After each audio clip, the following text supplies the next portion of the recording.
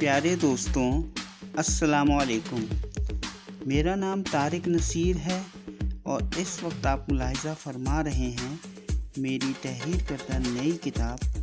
انقلاب فرانس کا سرور، اور اس وقت آپ کی خدمت میں میری اس نئی تحریر کردہ کتاب کی 13ویں ویڈیو قسط پیش کی جا رہی ہے، جو کہ میری اس کتاب کے صفحہ نمبر 121 سے لے کر صفحہ نمبر 130 تک کے صفحات پر مشتمل ہے۔ تو آئیے دوستو، اب ہم اپنی اس نئی کتاب کی 13ویں ویڈیو قسط کا آغاز کرتے ہیں۔ بسم اللہ الرحمن الرحیم۔ ہتھیار دو، روٹی دو، اور جہاں سے انہیں کچھ بھی نہ ملتا تو وہ ہجوم وہاں حسب معمول توڑ پھوڑ شروع کر دیتا۔ لوٹ مار کی یہ وارداتیں پیرس شہر میں 2 روز تک جاری رہی تھیں، حتیٰ کہ پیرس شہر کی گلیوں میں ٹوٹی ہوئی عمارتوں کے ملبے اور گھروں کے ٹوٹے ہوئے سامان کے ڈھیر لگ گئے تھے۔ فرانسیسی عوام شراب کی ان دکانوں سے لوٹی ہوئی شراب کی بوتلوں کے جام بھر بھر کر پی رہی تھی اور ساتھ ہی قریب سے گزرنے والوں کو بھی پلا رہی تھی، بلکہ یہ شراب لوگوں کو زبردستی پلائی جا رہی تھی۔ سڑکوں پر پھینکے ہوئے شراب کے پیپوں کے ٹپکنے سے پورے پیرس شہر کی گلیوں میں جگہ جگہ پر کیچڑ پھیل چکا تھا، یہاں تک کہ یہ شراب اب گٹروں تک میں بہہ کر جا رہی تھی اور ایک طرح سے پورا کا پورا پیرس ہی شراب میں ڈوب چکا تھا۔ پھر ایک نئے دن کا سورج طلوع ہوا اور 14 جولائی سن 1789 کا دن آن پہنچا۔ بستیل کے قلعے کے محافظین نے قلعے کی بلند فصیل کی دیواروں کے اوپر سے دیکھا کہ سینکڑوں لوگ اس شاہی قید خانے کے سامنے جمع ہو چکے ہیں۔ یہ لوگ دراصل بستیل کے اس قلعے پر قبضہ کرنے اور اس کے اندر موجود اسلحے کا ذخیرہ لوٹنے کے لیے آئے تھے، لیکن یہ کام اتنا آسان بھی نہیں تھا، کیونکہ بستیل کا یہ قلعہ بے حد مضبوط تھا۔ بستیل کے اس قلعے کے 8 حفاظتی مینار تھے، جن کی بلندی 40 فٹ سے لے کر 100 فٹ تک بلند تھی۔ اس قلعے کی دیواریں 30 فٹ تک موٹی تھیں اور اس قلعے کے ارد گرد ایک 80 فٹ چوڑی خندق بھی کھودی گئی تھی، جس کی وجہ سے بستیل کا یہ قلعہ فرانسیسی عوام کے لیے ناقابل تسخیر بنا دیا گیا تھا۔ بستیل کے اس قلعے کی حفاظتی دیوار کے اندر ایک بہت بڑا صحن بھی موجود تھا، جس میں داخل ہونے کے لیے ایک ڈراپ برج گیٹ یعنی زنجیروں کی مدد سے گرائے جانے والے پل کا استعمال کیا جاتا تھا۔ اس بڑے صحن کو عبور کرنے کے بعد ہی بستیل کا قلعہ شروع ہوتا تھا، جس کے اندر داخل ہونے کے لیے وہاں پر ایک اور ڈراپ برج گیٹ یعنی زنجیروں کی مدد سے گرائے جانے والے پل کا استعمال کیا جاتا تھا۔ بستیل کے قید خانے میں ان دنوں صرف 7 قیدی قید کی سزا کاٹ رہے تھے۔ یہ تمام قیدی جرائم پیشہ افراد پر مشتمل تھے اور اس قید خانے میں کوئی بھی سیاسی قیدی موجود نہیں تھا۔ بستیل کے قلعے کی حفاظت کے لیے بھی محض 120 فرانسیسی فوجی سپاہی تعینات کیے گئے تھے، جن میں سے اکثریت بوڑھے اور ریٹائرڈ فوجی سپاہیوں پر مشتمل تھی۔ بستیل کے قلعے کے سامنے جمع ہونے والے افراد کی تعداد تقریباً 900 کے قریب تھی، لیکن تماشا دیکھنے کے لیے آنے والوں کی تعداد ہزاروں میں پہنچ گئی تھی، جو بستیل کی ارد گرد کی گلیوں اور سڑکوں پر اکٹھے ہو گئے تھے۔ اس واقعے میں سب سے زیادہ حیرت انگیز بات یہ تھی کہ امیر گھرانوں کی خواتین بھی اپنی بگھیوں میں بیٹھ کر بستیل کے قلعے کے اس مقام پر یہ تماشا دیکھنے کے لیے آ گئی تھیں، اور وہ اپنی بگھیوں کو دور کھڑا چھوڑ کر تماشا دیکھنے والوں میں شامل ہو گئی تھی۔ حملہ آوروں نے بستیل کے قلعے کے 49 سالہ governor Marquis de Launay Bernard René Jourdan کو حکم دیا کہ وہ ہتھیار پھینک کر بستیل کا قلعہ فرانسیسی عوام کے حوالے کر دے۔ इन हमलावरों के जो नुमाइंदे बस्तील के किले के गवर्नर मार्कोइस डी लाओ ने बर्नार्ड रेनी जॉर्डन की दावत पर ये पैगाम देने के लिए बस्तील के किले के अंदर गए थे, तो बस्तील के किले के गवर्नर मार्कोइस डी लाओ ने बर्नार्ड रेनी जॉर्डन ने इनसे बड़ी इज्जत और एहतराम से पेश आया था और उसने फ्रांसीसी अवाम के इस वफ्द को मुज़ाकरात के दौरान अपने साथ दोपहर का खाना भी पेश किया था। इस दौरान फ्रांसीसी अवाम बस्तील के किले के नीचे से किले की दीवारों पर फायरिंग भी करती रही, लेकिन गवर्नर मार्कोइस डी लाओ ने बर्नार्ड रेनी जॉर्डन ने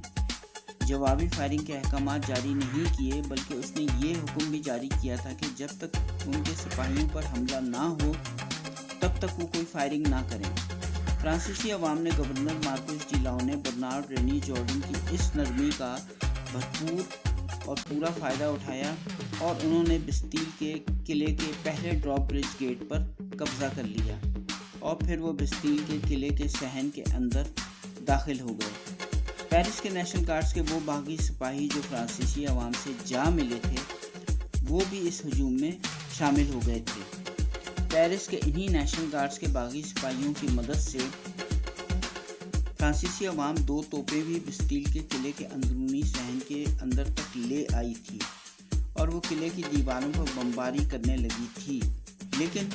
बस्तील के किले की ये दीवारें बेहद मोटी थी, इसलिए इन दीवारों पर इस गोलाबारी का कोई असर नहीं हुआ। जब फ्रांसीसी अवाम ने इन तोपों की ये कारकर्दगी देखी तो फिर वो भागकर दूसरे ड्रॉप ब्रिज गेट की तरफ रवाना हो गई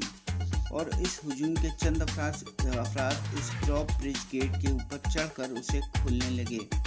ताकि वो किले के अंदर दाखिल हो सके।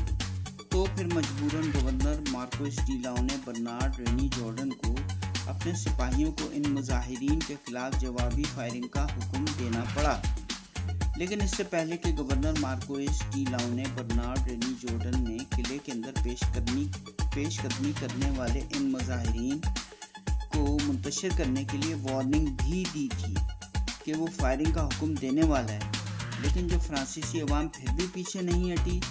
तो फिर बस्तील के किले के मुहाफिजों ने मुजाहिरीन पर फायरिंग करनी शुरू कर दी। बस्तील के किले में बैठे फौजियों के लिए आसानी ये थी कि वो बुलंदी से फ्रांसीसी अवाम को आसानी निशाना बना सकते थे, जबकि अवाम की तरफ से फायर की गई गोलियां इतनी बुलंदी तक पहुंचती ही नहीं थी। इस बात का अंदाज़ा आप इस बात से लगाएं कि 14 जुलाई सन 1789 को सुबह 10 बजे से लेकर शाम 5 बजे तक होने वाली इस लड़ाई में 58 हमलावर इनकलाबी हलाक हुए थे। 98 हमलावर इनकलाबी हलाक हुए थे, जबकि बस्तील के किले के मुहाफिजीन में से सिर्फ एक फौजी हलाक हुआ था। फ्रांसीसी अवाम तो शायद इस किले को कई हफ्तों तक भी फतह नहीं कर पाती, लेकिन बस्तील के किले का गवर्नर मार्कोइस डी लाओ ने बर्नार्ड रेनी जॉर्डन इस खून खराबे से जल्द ही उकता गया था और वो किले में मौजूद खुराक और पानी के ज़ख़ीरे की कमी से भी शदीद परेशान था। एक मौके पर तो उसने ये भी फैसला कर लिया था कि वो बस्तील के किले में मौजूद बारूद के ज़ख़ीरे को आग लगाकर उसे मुकम्मल तौर पर तबाह कर देगा ताकि ये असला फ्रांसीसी अवाम के हाथ ना लग सके। अगर गवर्नर मार्कोइस डी लाओ ने बर्नार्ड रेनी जॉर्डन ऐसा कर देता तो वो और उसके फौजी तो इस खुदकुश हमले में मारे ही जाते, लेकिन बस्तील के किले के इर्द गिर्द खड़े हुए हज़ारों अफराद की ज़िंदगियां भी ख़तरे में पड़ जाती। लेकिन ऐन उसी वक्त गवर्नर मार्कोइस डी लाओ ने बर्नार्ड रेनी जॉर्डन के एक करीबी साथी ने उसे ऐसा करने से रोक दिया। दिलचस्प बात यह है कि जब बस्तील के किले के सिपाही अपनी बुलंद पोजीशन से नीचे की तरफ देखते थे तो उन्हें यूं लगता था कि जैसे पूरा का पूरा पेरिस शहर ही उनके मुकाबले पर आ गया है। उन्हें अंदाज़ा ही नहीं हो सका था कि हमलावर इनकलाबियों की तादाद तो मुहिज 900 है और बाकी सब लोग तो मुहिज तमाशबीन हैं। बस्तील के गवर्नर मार्कोइस डी लाओ ने बर्नार्ड रेनी जॉर्डन ने फ्रांसीसी अवाम के दबाव को देखते हुए बिला आखिर हथियार डालने का फैसला कर लिया। उसने फ्रांसीसी अवाम से वादा लिया कि वो कोई खून खराबा नहीं करेंगे। इस اس کے بعد اس کے حکم پر اس روز شام 5 بجے بستیل کے قلعے کے اندر داخل ہونے والا دوسرا ڈراپ برج بھی کھول دیا گیا، اور یہ governor Marquis de Launay Bernard René Jourdan کی زندگی کی آخری ترین غلطی تھی۔ جوش اور خوشی کے جذبات سے سرشار فرانسیسی عوام بستیل کے قلعے کے اندر داخل ہو گئی، اور انہوں نے بستیل کے قلعے کے اندر داخل ہونے کے ساتھ ہی فائرنگ شروع کر دی، جس سے ان کے اپنے بھی کئی ساتھی مارے گئے تھے۔ ان مظاہرین نے سوئس گارڈز کو اپنا قیدی بنا لیا، جبکہ انہوں نے بوڑھے فوجیوں کو قتل کرنا شروع کر دیا۔ جس شخص نے governor Marquis de Launay Bernard René Jourdan کو بستیل کا قلعہ اڑانے سے منع کیا تھا، ہزاروں افراد کی جان بچائی تھی، اسے تلوار گھونپ کر پھانسی پر لٹکا دیا گیا تھا، اور پھر اس کے دونوں ہاتھ کاٹ کر پیرس کی گلیوں میں گھمائے گئے تھے۔ بستیل کے قلعے کے فوجی افسران کو بے دردی سے پیرس کی گلیوں میں گھسیٹا گیا تھا، ان میں سے 5 افسران اور 3 سپاہیوں کو بے دردی سے قتل کر دیا گیا تھا۔ اور اب بستیل کے قلعے کے governor Marquis de Launay Bernard René Jourdan کا حال بھی جانیے۔ سب سے پہلے تو انقلابی اسے گھسیٹتے ہوئے بستیل کے قلعے سے باہر لے کر آئے، اور پھر اسے گرا کر اسے اپنی ٹھوکروں پر رکھ لیا۔ کوئی کہہ رہا تھا کہ اسے پھانسی پر لٹکا دیا جائے، اور کسی نے کہا کہ اسے گھوڑے کی دم کے ساتھ باندھ کر گھسیٹا جائے۔ جب اس کا گھوڑا پیرس کے مشہور ہوٹل ڈی وائل کے مقام پر پہنچا تو اتنی تکلیف اور اذیت برداشت کرنے کے بعد جب تکلیف اور بے بسی governor Marquis de Launay Bernard René Jourdan کی برداشت سے باہر ہو گئی تو اس نے چلا کر کہا، مجھے مار دو، اور اس کے ساتھ ہی اس نے اس شخص کو جس نے اس وقت اسے دونوں ہاتھوں سے پکڑ کر رکھا ہوا تھا اور جس کا نام میتھیو جوو جارڈن تھا اور جو پیشے کے لحاظ سے کسائی تھا، اس کو ایک زوردار ٹھوکر ماری، جس کے ساتھ ہی فرانسیسی عوام نے